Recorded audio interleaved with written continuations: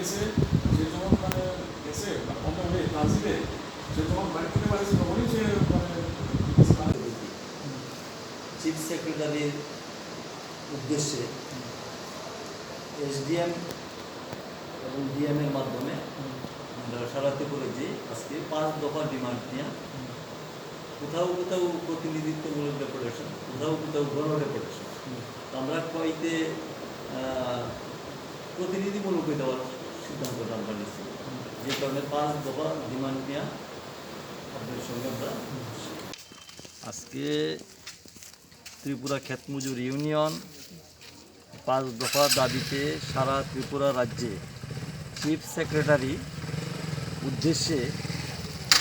আমরা আজকে মহকুমা শাসক খোয়াই মহকুমা শাসকের নিকট 5 দফা দাবিতে আমরা একটা 6 জনের একটা প্রতিনিধি টিম ডেপুটেশনে মিলিত হই। 5 দফা দাবি নিয়ে আমরা এসডিএমের সঙ্গে খোলাখুলি আলোচনা হয়। 5 দফা দাবিগুলি হলো এই: 1, রেগা ও